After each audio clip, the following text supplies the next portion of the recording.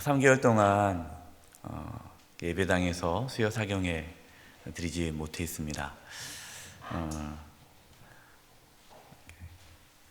카메라 앞에서 말씀을 전하는 게 너무너무 힘들었는데 이렇게 우리 성도님들 함께 예배하고 말씀을 나눌 수 있다는 것이 너무나 큰 은혜임을 다시 한번 깨달았습니다. 예수님 오실 날이 가까운 것 같아요. 이럴수록 우리가 더욱 하나님께 집중하고 예수님을 바라보며 나아갈 수 있기를 간절히 소망합니다. 제가 오늘 목회 편지를 썼어요. 내일 우리 성도님, 우리 전 성도님들에게 내일 이제 목회 편지가 문자로 이제 전달될 것입니다. 여러분이 이제 문자를 받으시면, 목회 편지를 받으시면 아시겠지만, 특별히 또 오늘 오셨으니까 잠깐 전한다면, 많은 분들이 여전히 예배당에 나오지 못하고 있으세요. 기저질환 때문에, 또 자녀들이 어리기 때문에, 그래서 또 의료 분야에 종사하시는 분들도 본인이 나오고 싶지만 또 혹시나 또 성도들에게 피해갈까봐 또 못 나오기도 합니다. 또 여러 가지 이제 직장 관계상 또 나오기 어려운 분들도 계십니다. 정말 나오고 싶은데 어쩔 수 없이 못 나오는 분들도 계십니다. 또 반면에 한 3개월 정도 앉으다 보니까 그것이 너무 편해서, 익숙해서, 그게 좋아서 그냥 이렇게 습관에 따라 또 못 나오는 분들도 계십니다. 저는 그런 모습을 보면서 두려웠습니다. 우리 성도님들 정말 한 영혼 한 영혼 주님 오시는 날이 가까운데 이러한 환난과 이러한 어려움 가운데에서 믿음을 잃으면 안 되는데라는 그러한 두려운 마음이 들었습니다. 그래서 이 자리에 계신 우리 또 장로님, 권사님, 집사님, 또 우리 성도님들, 또 우리 구역 식구들, 또 각 이렇게 주변에 아는 성도님들, 혹시 주일날 나오지 못하고 여러 가지로 나오지 못하는 분들 권면하셔서, 이번 돌아오는 주일이 부활 기념 주일 아닙니까? 그래서 성도님들이 함께 부활 기념 주일 예배를 드림으로써 다시금 우리의 신앙이 회복되어지는 그런 계기가 됐으면 좋겠습니다. 부활 기념 주일을 기점으로 해서 다시금 우리 성도님들의 믿음이 온전히 회복될 수 있도록 위해서 간절히 기도해 주시기 바랍니다. 또 이렇게 말씀드리는데, 또 발열이 있는데 억지로 오시면 안 돼요. 발열이 있는 분들은, 또 호흡기 질환이 있는 분들은 또 어쩔 수 없이 영상으로 예배드리겠지만, 또 이렇게 우리의 신앙이 나태해지거나 또 이렇게 무기력해지지 않도록 오늘 이 자리에 특별히 수요사경에 나오신 여러분들께서 우리 성도님들을 붙잡아 주시고 건면해 주시고 이렇게 이끌어 주시기를 부탁드립니다. 가스펠 프로젝트 복음으로 세워진 교회 7번째입니다. 오늘은 이제 사울의 회심이에요. 오래간만에 모였으니까 또 확인을 해봐야 되겠네요. 여러분 프린트물 없으신 다 있죠? 우리 소리스트 분들도 다 있고요. 네, 그래요. 없으신 분들은 또 이렇게 꼭 보시기 바랍니다. 하나님께서 이방인 선교를 위해 이제 사울을 부르십니다. 이방인 선교를 위해 사울을 부르시는데, 오늘 이제 사울의 회심, 이 사울의 이 회심의 사건을 통해서 우리는 하나님의 은혜를 알 수가 있습니다. 하나님의 은혜. 그래서 오늘 말씀을 통해서 우리가 첫 번째 알아야 될 것은 구원은 하나님의 은혜다. 여러분, 사울이 대단해서 하나님께 부름받은 것이 아니에요. 한번 보겠습니다. 1번, 예수님이 자신을 박해하던 사울을 만나 주셨습니다. 저는 요 1번의 이 타이틀이요, 자신을 박해하던, 예수님께서 누구를 만나 주신 거예요? 자신을 박해하던. 우리 장로님께도 이게 감사합니다. 없으신 분도 손 들어주세요. 괜찮습니다. 저기 이쪽도 우리 장로님. 프린트물이 있어야 또 집중이 좋을 것 같아서 감사합니다. 예수님이 자신을 박해하던 사울을 만나 주셨다라는 거예요. 여러분, 예수님을 박해했습니다. 그러면 예수님은 어떻게 하셔야 돼요? 혼내셔야 되잖아요. 만나주지 말아야죠. 저주받고 심판받고 지옥 가게 내버려 둬야 되잖아요. 그런데 예수님께서는 자신을 박해하던 사울을 만나 주셨다라는 거예요. 예수님은 원수를 사랑하셨다라는 거예요. 우리는 어떻습니까? 나를 박해하던 사람, 나를 괴롭히는 사람, 나에게 함부로 대한 사람, 내 마음에 그냥 상처를 준 사람, 내 마음을 후벼 판 사람, 여러분 만나고 싶어요? 안 만나고 싶어요? 우리는 안 만나요. 우린 피합니다. 인사도 안 해요. 여러분 심지어 교회 안에서도요, 인사 안 하는 분들이 있어요. 있을 수 없는 일이죠. 근데 실제로 그래요. 안 쳐다봐요. 평생 원수입니다. 쳐다보지도 않아요. 인사도 안 해요. 저 사람 나타났다가 그냥 돌아가요. 만나도 그냥 탁 쳐다보고 탁 고개를 돌려요. 또 그러면 나를 쳐다보는데 고개를 돌렸다. 그럼 또 기분 나쁘죠. 또 그것 때문에 또 상처받는 사람이 또 있어요. 예수님은 그러지 않으셨다라는 거예요. 여러분, 우리가 만약에 예수님을 믿는다면, 우리가 정말 예수님을 따라가는 사람이라면 우리는 어떻게 해야 될까요? 나를 박해하던 그 사람을 만나 줘야 돼요. 우리가 원수 되었을 때에 우리를 위해서 죽으셨어요. 예수님께서요. 여러분, 이것이 한마디로 뭐다? 은혜다. 은혜예요. 자신을 박해하던 사울을 만나 주셨던 그 예수님, 여러분 이게 은혜예요. 여러분, 우리가 어떻게 구원받았습니까? 우리는 예수님을 박해했죠. 하나님을 대적했죠. 여러분들은 저는 아닌데요 라고 말씀하신다면 제가 할 말이 없지만, 저는 하나님을 저주했던 사람이고, 저는 예수 믿는 사람들을 박해했던 사람이에요. 저도 그랬어요. 1번, 사울은 어떤 일에 열심을 내었습니까? 우리 1절과 2절입니다. 시작. 사울이 주의 제자들에 대하여 여전히 위협과 살기가 등등하여 대제사장에게 가서 다메섹 여러 회당에 가져가 공문을 청하니, 이는 만일 그 도를 따르는 사람을 만나면 남녀를 막론하고 결박하여 예루살렘으로 잡아오려 함이라. 사울은 여러분 어떤 일에 열심을 냈습니까? 예수님을 믿는 자들을 잡아다가 감옥에 집어넣는 일에 열심을 냈어요. 사울은 어떤 사람이었어요? 하나님을 위해 열심히 살았던 사람이에요. 그런데요, 잘 봐야 될 게 뭐냐?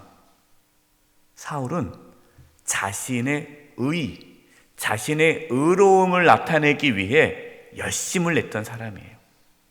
자신의 의로움. 왜? 그 당시에는 율법은 의롭게 살아야 돼요. 그러니까 자신의 의를 내세워야 돼요. 그래서 자신의 의를 붙잡고 살았던, 하나님의 은혜가 아니라 자신의 의를 붙잡고 살았던, 그래서 열심을 냈던 자가 바울이에요. 사울이죠, 사울. 여러분, 이단들 되게 열심히 하죠. 이단들이 왜 열심히 하는지 아십니까? 이단들은요, 열심히 해야 구원을 받아요. 은혜로 구원받는 것이 아니라 열심히 해야 돼요. 그러니까 신천지가 왜 그렇게 열심히 하느냐? 14만 4천 안에 들어야 구원을 받아요. 그러니까 제대로 안 하면은, 똑바로 안 하면 14만 4천에 못 들어가는 거예요. 시험 봅니다. 떨어지면 14만 4천 못 들어가요. 그러니까 그 점수가 다 있어요. 그러니까 무슨 모도 내야 되고, 뭐 회비도 내야 되고, 모도 해야 되고, 뭐 전도도 해야 돼. 이거 다 점수가 들어가서 14만 4, 그를 1등부터 14만 4천을 매기는 거예요. 그럼 못 들어가면 지옥 가는 거예요. 율법이 그런 거예요. 그러니까 사울은 열심히 낸 거예요. 열심히. 교회 일도 그렇게 하시는 분들이 있어요. 교회에서도 자신의 의를 나타내기 위해 열심히 하는 분들이 있어요. 자기가 대단한 것을 나타내기 위해. 그래서 내가 맡았잖아요? 그럼 열심히 합니다. 내가 맡았을 때 내가 잘했다는 걸 보이기 위해서, 내가 훌륭하다는 걸 나타내기 위해서 열심히 하는 분들이 있어요. 여러분, 신앙에서 열심히 좋을 수 있는데 그 열심이 사울처럼 하나님의 은혜를 가로막을 수 있어요. 저와 여러분의 그 열심이 하나님의 은혜를 가로막지 않기를 바랍니다. 우리는 무익한 종이에요. 열심히 하고 무익한 종이에요. 하나님의 은혜를 잃어버린 사람은요, 교회 열심히 일하고 알아주지 않으면 교회를 떠납니다. 그래서 장로 선거, 권사 선거, 한종지 선거 있으면요 열심히 해요. 그러다가 안 되잖아요? 그럼 떠나요. 안 알아줬다고. 나는 왜 안 알아주죠? 저 사람만 알아주고. 서운한 거예요.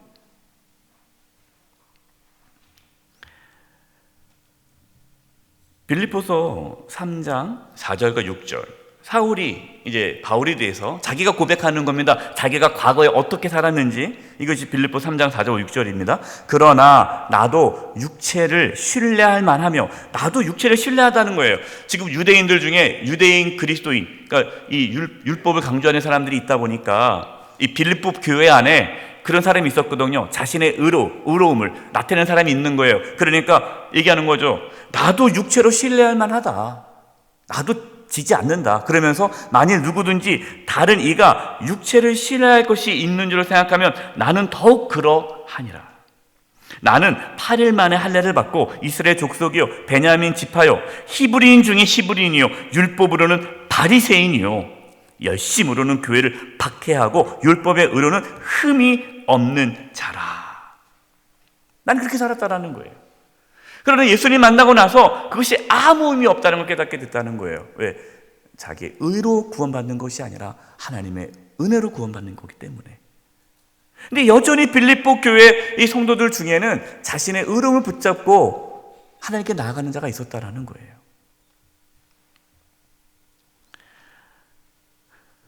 사울은 예수님의 제자를 위협하고 또 그들을 죽이기 위해 열심히 했어요. 여러분 본문 1절이잖아요. 그 여전히 위협과 살기가 등등하여. 여러분 사울을 한번 그려보세요. 상상해보세요. 사울의 모습이 어떨 것 같아요? 부드럽고 온유하고 그럴 것 같아요? 아니면 그냥 눈에 도끼가 있을 것 같아요? 눈에 도끼가 있어요. 막 죽이려고. 교회에서 그렇게 일하시는 그런 분들이 있어요. 막 눈에 도끼가 있는 분들이 있어요. 교회 일하면서. 여러분 독을 빼세요. 네? 하나님 일을 하면서 도끼를 빼야 돼요. 네. 그냥 자기 나름대로 하나님을 위해 충성해요. 자기 나름대로. 그러니까 자기만 옳은 거예요. 여러분, 우리는 늘 겸손해야 됩니다. 겸손해야 돼요. 겸손해야 하나님의 인도를 받을 수가 있는 거예요. 안타깝잖아요. 사울은 하나님을 위해서 열심을 냈는데 그것이 오히려 예수님을 박해한 거 아닙니까? 하나님의 길을 막은 거 아닙니까? 그래서 우리는요, 우리 안에 위협과 살기가 없어야 돼요. 옆에 사람 한번 쳐다보세요. 위협과 살기가 느껴집니까? 한번 쳐다보세요. 느껴집니까? 안 느껴집니까? 느껴지면 안 돼요. 안 느껴져야 돼요. 네, 안 느껴져야 돼요. 네. 목회자 중에도 막 눈에 살기가 있는 분들이 있어요. 막 이게 해서 뭐 지적하고 막 혼내고. 네. 물론 광대에서는 그러지만 내려와서는 다 품어야죠. 네. 그러니까 다 죄인인데, 나도 연약한데 늘 겸손하게 내가 아는 게 다가 아니고 내가 하는 게 다 옳지 않고, 그래서 항상 열어놔야 돼요.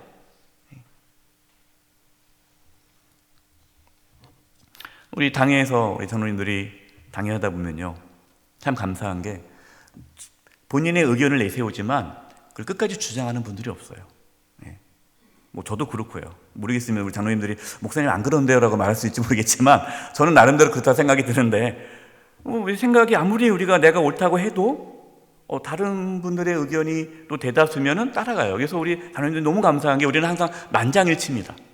생각이 달라도 저는 다르지만 또 다른 분들이 그렇게 한다면 저는 따르겠습니다.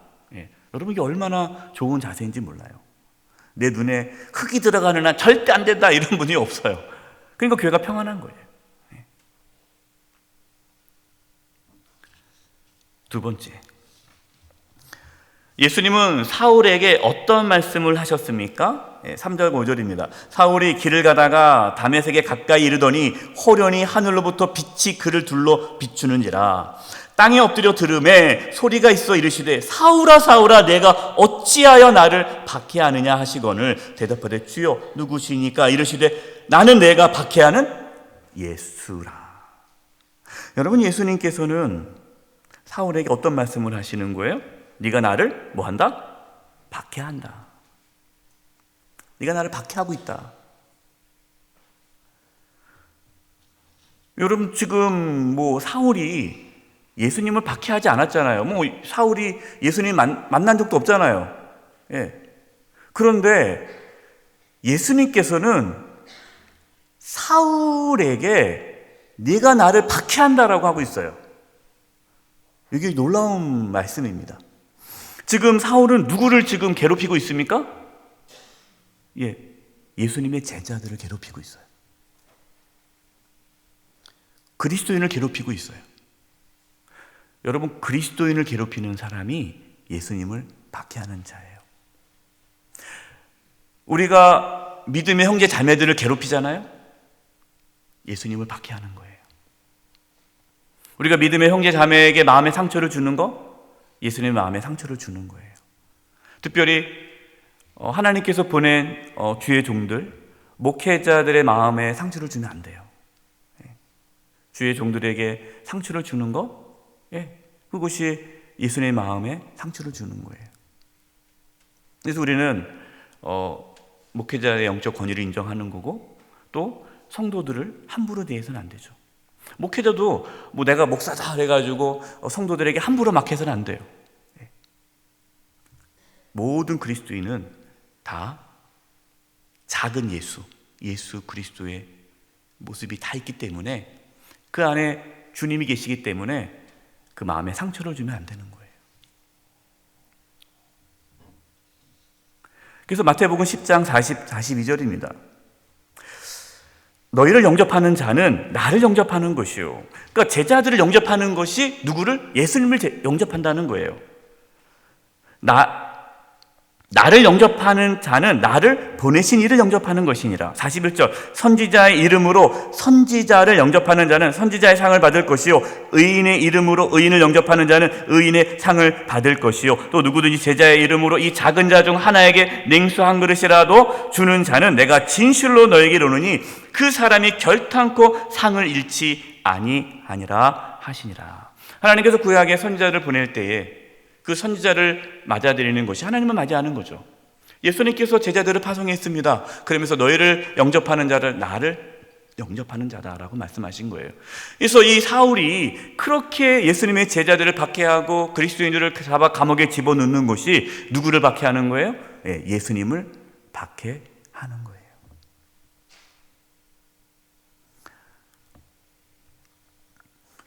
물론 우리가 어떠한 사람이 잘못했을 때 그것을 잘못됐다라고 말해줄 수는 있죠.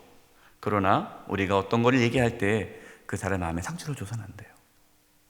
목회자가 우리 성도님들을 또 잘 지도해야 되는데 지도해야죠. 그러나 그 방식이 강압적이고 이렇게 위협을 가하고 내 말 안 들으면 지옥 갈 거라고 그렇게 하는 그건 잘못된 목회자죠.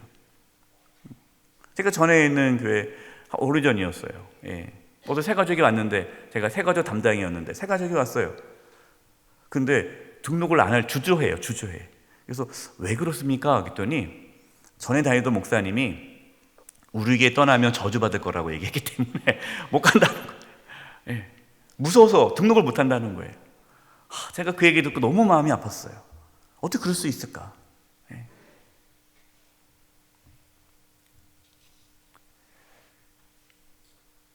여러분 우리가 목회자의 영적 권위를 인정해야 됩니다.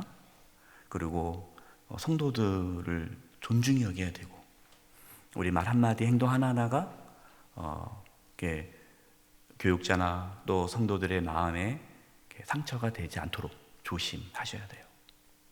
기억하시기 바랍니다. 내가 지금 예수님을 박해하고 있지 않은가, 조심하셔야 돼요. 저도 우리 부목사님 함부로 대하면 저도 예수님을 박해하는 거예요. 저는 잘 대해야 하는데 물어봐야 되겠죠. 여러분 한번 여쭤보세요. 우리 부목사님들한테. 저는 늘 그렇게 생각하는데. 세 번째, 예수님은 사울에게 어떠한 명령을 하셨습니까? 6절. 너는 일어나 시내로 들어가라. 내가 행할 것을 내게 이를 자가 있느니라 하시니. 자, 여러분, 예수님께서 사울에게 일어나 시내로 들어가라. 내가 행할 것을 내게 이를 자가 있느니라.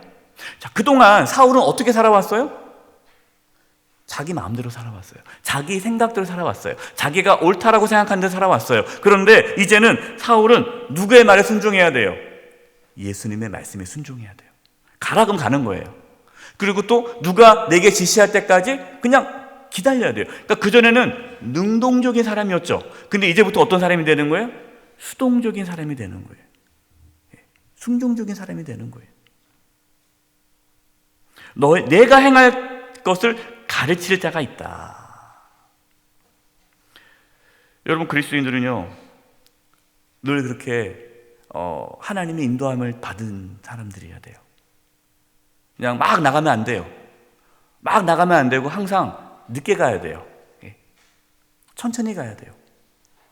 하나님의 인도함을 받아야 되고, 또 하나님께 누구를 통해 나에게 말씀하실지 모르기 때문에 우리는 늘 열어놔야 돼요. 누군가가 나한테 얘기했을 때 그것이 하나님의 인도함일 수도 있기 때문에 우리는 항상 귀를 열어야 돼요. 네 번째, 예수님을 만난 사울은 어떻게 되었습니까? 8절. 사울이 땅에서 일어나 눈은 떴으나 아무것도 보지 못하고 사람의 손에 끌려 다메섹으로 들어가서 사흘 동안 보지도 못하고 먹지도 마시지도 아니하니라. 눈을 떴으나 아무것도 보이지 않아요. 여러분 생각해 보세요. 지금 사울의 모습을 생각해 보세요. 아무것도 안 보입니다. 누군가 끌어줘야 돼요. 여러분, 그 1절에 위협과 살기가 등등한 그 사울의 모습과 지금 이 예수님을 만난 사울의 모습을 한번 비교해 보세요. 지금 사울의 모습에 살기가 보일까요? 등등함이 있습니까? 그런 살기가 등등하고 위협의 모습이 있어요? 전혀. 상당히 무기력하죠. 연약하죠. 정말 아무것도 할 수 없는 연약한 자 아닙니까? 여러분, 바로 이 모습이 그리스도인의 모습이어야 돼요. 예수님은 그런 분이셨어요. 연한 순 같은 분이셨어요. 연약하셨죠. 그래서 때리면 맞으셨어요. 침묵하셨습니다.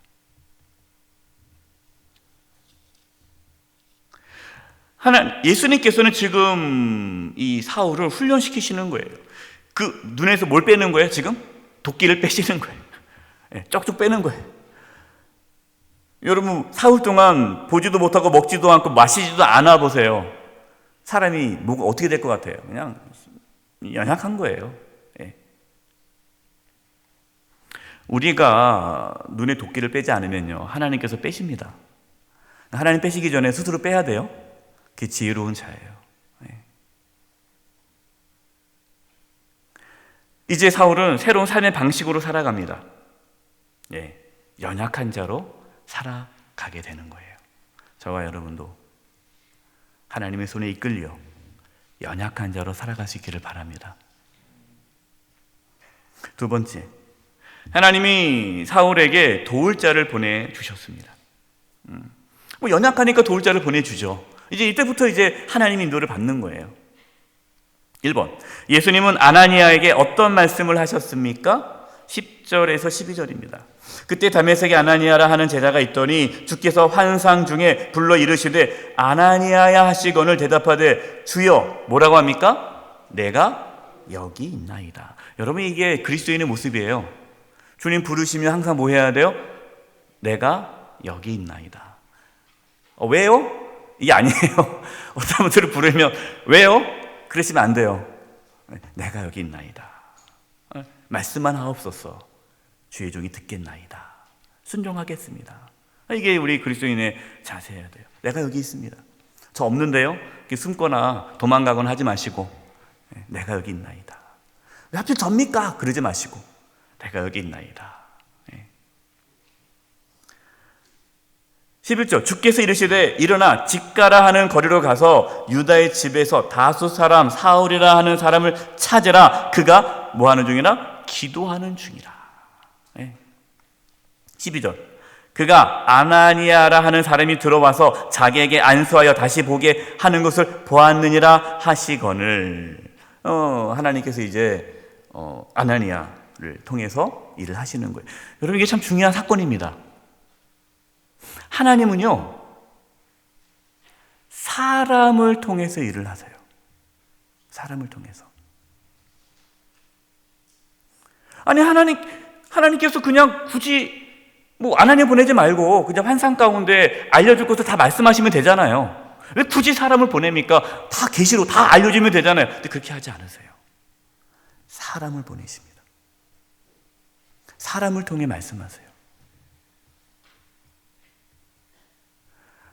하나님은 지금도 그렇게 역사하세요. 하나님께서는 주의 종들을 통해 말씀 선포자를 통해 선생님을 통해 가르치는 거예요. 전하게 하시는 거예요.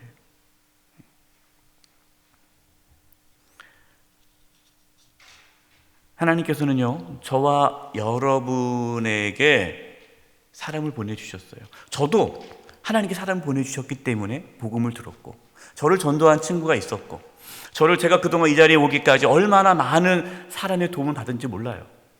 많은 분들에게 배웠어요. 깨닫게 되었습니다. 뭐 제가 하루아침에 예수님 믿자마자 모든 걸 뭐 지금도 다 모르지만 지금에 알고 있는 모든 성경 지식을 내가 하루아침에 안 게 아닙니다. 하나님께서 저를 여기까지 인도하기 위해서 수많은 사람을 보내주셨어요. 제가 얼마 전에 제가 처음 교육전도사, 전임전도사, 부목사 이렇게 해서 6년간 목회했던 처음 제가 사역했던 교회 목사님 뵙고 왔어요. 스승의 날이라. 저는 너무너무 감사한 게 제가 6년 동안 그 목사님에게 목회를 배운 게 너무 감사해요. 제가 첫 번째 기도 제목이 이제 처음 사역지 나갈 때 기도 제목이 뭐 큰 교회도 아니었고요. 살이 많이 주는 교회도 아니었고요. 딱 하나님 내가 배울 수 있는 목사님 있는 교회로 저를 보내주세요. 기도했거든요. 물론 아주 어려운 교회였습니다. 아주 가난한 교회였고 아주 힘든 교회였어요. 그러나 저는 그 교회에서 하나님께서 저를 만나게 해주신 목사님을 통해 목회를 배웠어요.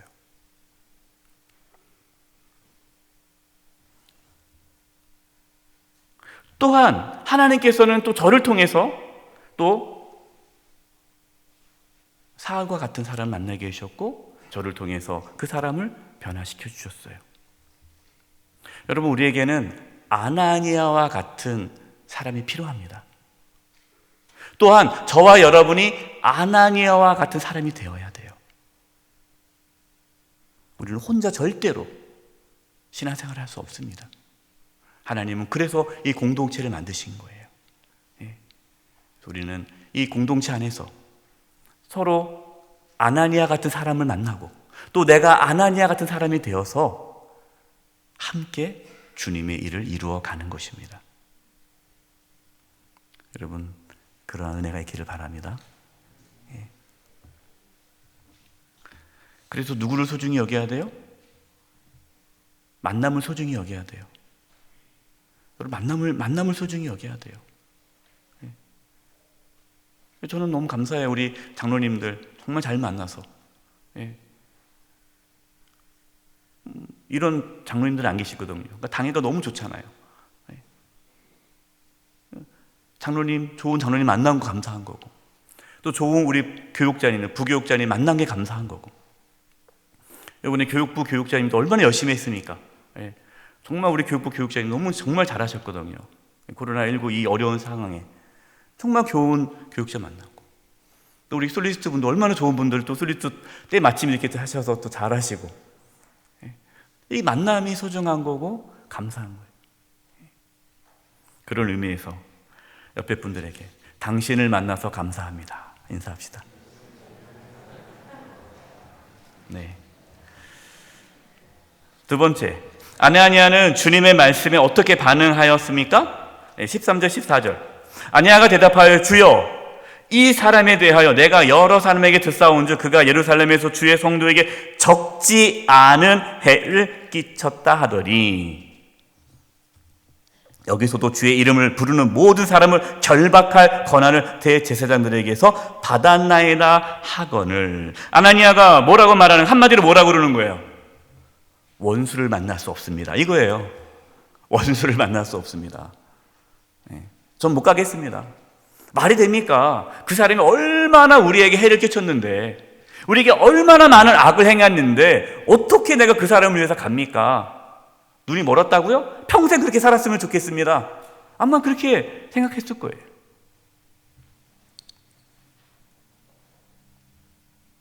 해를 끼친 사람, 나에게 상처를 준 사람, 내 사랑하는 동역자를 잡아 죽인 사람, 스데반을 돌로 칠 때에 그 자리를 지켰던 사람, 어떻게 그 사람을 내가 만납니까? 원수인데. 여러분 그럴 수 있잖아요. 좀 그 얘기고예요. 아나니아는 고정관념에 사로잡혀 있어요. 어떤 고정관념? 사울은 원수다. 사울은 만나서 안 될 사람이다. 저 사람은 가망이 없다.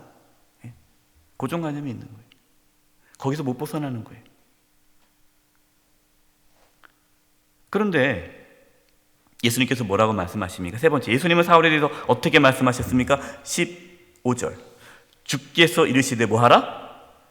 가라. 가라는 거예요. 이 사람은 내 이름을 이방인과 임금들과 이스라엘 자손들에게 전하기 위하여 택한 나의 그릇이라. 16절. 그가 내 이름을 위하여 얼마나 고난을 받아야 할 것을 내가 그에게 보이리라 하시니. 여러분, 둘이 주님께서 가라 그러면 우리는 어떻게 해야 돼요? 가야 돼요. 가시기 바랍니다. 어떤 분들은 저는 하기 싫은 건 죽어도 못합니다. 여러분, 그 지금 함부로 말하지 마세요. 그럼 빨리 죽을 수 있어요. 그러지 마시고. 하기 싫은 건 난 죽어도 못합니다 마시고, 우리는 하기 좋은 것만 하는 것이 아니라 주님께서 하라는 것만 하는 사람들이에요. 이 그리스도인이에요. 그리스도인. 아나니아 가지 않습니까? 갑니다. 근데 주님께서 사울을 택하신 게 은혜라고 말씀을 드렸잖아요. 그런데 왜 예수님께서 왜 사울을 택했습니까? 뭐 하기 위해? 예수님의 이름을 전하기 위해 택했다라는 거예요. 예수님의 이름을 전하기 위해 택했다. 그런데 예수님의 이름을 전하는데 그의 앞길에 뭐가 있습니까? 16절에 얼마나 고난을 받아야 할 것을, 고난이 있다는 거, 고난. 여러분 또 오해하지 마세요. 아 그래, 사울이 평상시 이렇게 교회를 박해했더니만 고생 시키시는구나, 그 뜻은 아닙니다. 모든 그리스도인들에게는 우리가 정말 믿음으로 살아가면 고난이 찾아오게 돼 있어요. 편하게 살 수 없습니다. 이제 고린도후서 11장 23에서 28절 말씀을 적어놨는데요. 이제 바울이 이제 고백한 거 아닙니까? 고린도 교회 성도들에게 이렇게 고백하는 거예요. 내가 수고를 넘치도록 하고 옥에 갇히기도 더 많이 하고 매도 수없이 맞고 여러 번 죽을 뻔하였으니 유대인들에게 40에 하나 감한 매를 몇 번? 5번이나 맞았으며. 여러분 40대 맞으면 사람이 죽어요. 39대까지 맞은 거예요. 그건 뭐입니까? 죽기 직전까지 안 맞은 거예요. 죽기 직전까지 맞았다는 거예요. 그리고 몇 번? 5번이나 맞았으며. 25절. 3번 태장으로 맞고 1번은 돌로 맞고 3번 파선하고 1주야를 깊은 바다에서 지냈으며 여러 번 여행하면서 강의 위험과 강도의 위험과 동족의 위험과 이방인의 위험과 시내의 위험과 광야의 위험과 바다의 위험과 거짓 형제의 위험을 당하고 또 수고하며 애쓰고 여러 번 자지 못하고 줄이며 목마르고 여러 번 굶고 춥고 헐벗었노라. 이 일은 고사하고 아직도 날마다 내 속에 눌리는 일이 있으니 곧 모든 교회를 위하여 염려하는 것이라. 바울은 육체적으로 정신적으로 너무나도 힘든 시간을 보냈어요. 뭐 때문에? 복음을 전하기 위해, 예수님을 전하기 위해. 네 번째, 아나니아는 주님의 말씀에 어떻게 하였습니까? 17절 순종한 거예요. 아나니아가 떠나 그 집에서 들어가 그에게 안수하여 이르시되. 자, 여러분 여기서 보세요. 17절에 사울을 뭐라고 부릅니까? 형제 사울아. 원수가 아니에요. 형제로 받아들여요. 형제로. 형제 사울아, 주 곧 내가 오는 길에서 나타나셨던 예수께서 나를 보내어 너로 다시 보게 하시고 성령으로 충만하게 하신다 하니. 원수의 벽에 넘어선 거예요. 저는 우리 모든 성도님들이, 우리 영세계 모든 성도님들이 누구를 만나도 형제님, 자매님 하고 끌어안을 수 있는 그 은혜가 있기를 바랍니다. 동역자임을 깨달아야 돼요. 적이 아니에요. 어떤 교회는요, 우리 교회는 뭐 안 싸우니까, 어떤 교회는 맨날 싸워요. 적이에요, 적. 원수예요, 원수. 그건 복음이 없는 거예요. 아직 주님을 안 만난 거예요. 인격적으로 안 만난 거예요. 아나니아는 사울을 형제라고 불러요. 그러면서 예수님께서 보내심 받아 기도해 줍니다. 그리고 성령 충만하게 하신다. 여러분, 이것이 사명자가 받아야 할 은혜예요. 뭐가? 성령 충만함. 그래서 성령 충만함을 구하셔야 돼요. 우리 한종 직분자분들은요, 성령 충만함을 구하셔야 돼요. 뭐 한종 직분자뿐만 아니라 우리 재직들 다, 내가 하나님께 나에게 사명을 주신다. 그러면 다 성령의 충만함 받아요. 성령 충만 받지 않으면 사명 감당 못합니다.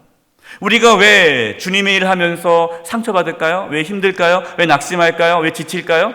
성령 충만함이 사라지기 때문이에요. 여러분, 성령 충만은 매 순간 받으셔야 돼요. 계속 받으셔야 돼요.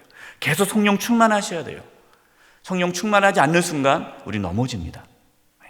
그래서 여러분, 우리 교육자들이 성령 충만함을 위해서 기도해 주셔야 되고, 우리 장로님들이, 권사님, 안수집사님, 한종 직분자들이 성령 충만할 수 있도록 기도해 주셔야 돼요. 우리 온 성도들이 성령 충만할 수 있도록. 다섯 번째, 안수받은 사울은 어떻게 되었습니까? 18절 19절. 즉시 사울의 눈에서 비늘 같은 것이 벗어져 다시 보게 된지라. 일어나 세례를 받고 음식을 먹으며 강건하여 지니라. 눈에서 비늘 같은 것이 벗어졌습니다. 이제 사울에게 영적인 눈이 열리게 된 거죠. 새로운 이제 세계관이 열린 거예요. 새로운 눈이 밝혀진 거예요. 여러분, 우리가 예수님 믿기 전에 보는 그 시각이랑 예수님 믿고 나서 보는 시각이 달라야 돼요. 세상 사람들처럼 똑같이 바라보면 안 돼요. 그리고 강건해졌습니다. 음식을 먹었습니다. 몸과 마음과 영혼이 회복됐어요. 여러분, 음식도 중요합니다. 몸도 중요해요. 어떤 분들은 뭐 영적인 거 해서 몸을 혹사하는데 그러면 안 돼요. 여러분, 몸도 건강하셔야 돼요. 몸이 건강해야 영적인 부분도 강건해질 수 있어요. 잘 드시기 바랍니다. 운동도 하시고.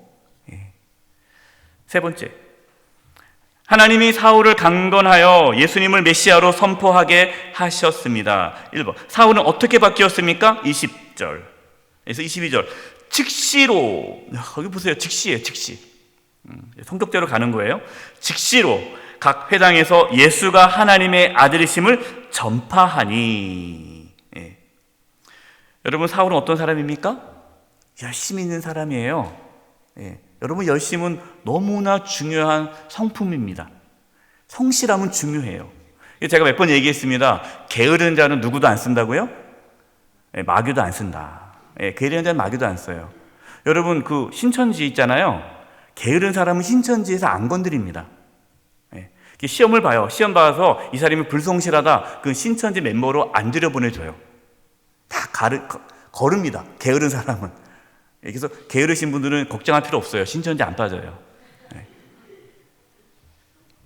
마귀는 게으른 사람도 안 써요.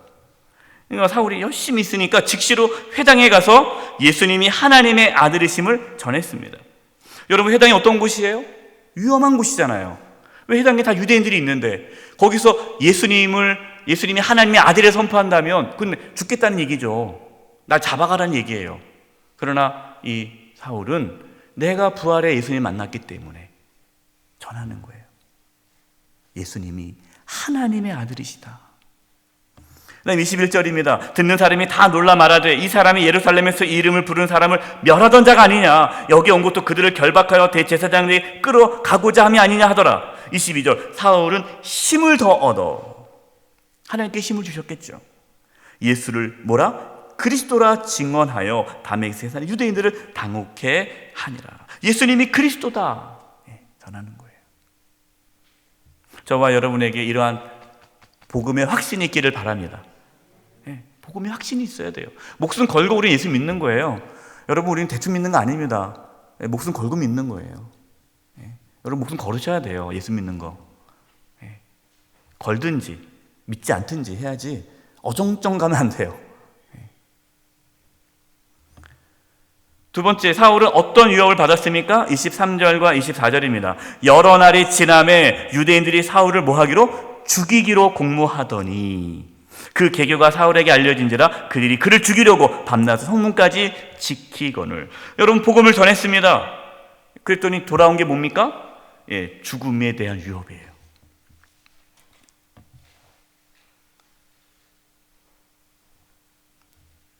그동안 유대인들이 사울을 지지해 줬는데 이제는 그 유대인들이 이제 사울을 죽이려고 해요. 여러분, 우리가 세상을 떠나잖아요. 우리가 세상을 떠나고 예수님을 중심으로 모시고 살아가기 시작하면요, 세상은 우리를 미워하기 시작합니다. 세 번째, 사울은 어떻게 위험에서 벗어났습니까? 25절입니다. 그의 제자들이 밤에 사울을 광주리에 담아 성벽에서 달아내리니라. 그의 제자가 누구의 제자예요? 사울의 제자. 그러니까 사울은 벌써 이미 사울을 따른, 이 정확한 원문에는요, 이 제자라는 단어가 따르는 자예요. 그러니까 사울을 따르는 자들이 있었어요. 동역자가 있었다라는 거예요. 그러니까 사울이 복음을 전하고, 그러니까 그동안 자기와 함께했던 자들 중에 예수님을 믿는 동역자가 생긴 거예요. 그래서 사울을 따르는, 사울을 도와주는 동역자들이 있었다라는 거예요. 여러분, 사울 혼자 이 위협에서 벗어나지 않았어요. 하나님께서 이렇게 동역자를 통해서 일을 하신다는 거예요. 하나님은요, 우리가 어떤 위험에 빠질 때에 우리를 도와줄 사람을 보내주십니다. 보내주세요. 또 누군가가 위험에 빠졌을 때 하나님께 나를 통해서 그 사람을 건져주기도 해요. 그래서 우리는 늘 동역자를 중요시 여겨야 돼요. 또 분들은 그냥 나는 뭐 상처받고 싶지 않아요. 그냥 나 혼자 조용히 교회 다닐래요. 이분은 정말 어리석은 거예요. 결론이에요. 예수님은 사울을 부르십니다. 뭐 사울이 착하게 살아서 부르신 거 아니에요. 박해했어요. 그러나 예수님께서 그를 그냥 은혜로 선택하셨고 부르셨고, 또 그를 구원하기 위해 동역자를 붙여주셨어요. 아나니아 같은 사람, 함께 일할 사람을 보내주셨어요. 저와 여러분, 우리도 하나님의 은혜로 예수님 믿게 되었고 하나님의 자녀가 되었습니다. 그리고 지금도 하나님께서 우리에게 아나니아와 같은 사람을 보내주시고 또 함께하는 동역자들을 보내주셔서 지금 우리가 함께 믿음의 길을 걸어가고 있습니다. 주님 오시는 그날까지 우리도 이 믿음의 길 계속해서 잘 걸어갈 수 있기를 간절히 축원드립니다. 기도하겠습니다. 하나님, 저희들에게 믿음을 부어주셔서 우리가 구원받은 것이 하나님의 은혜임을 깨닫고 또 저희들이 귀한 동역자와 함께 믿음의 길 끝까지 걸어갈 수 있도록 도와주시옵소서. 예수님의 이름으로 기도드립니다. 아멘.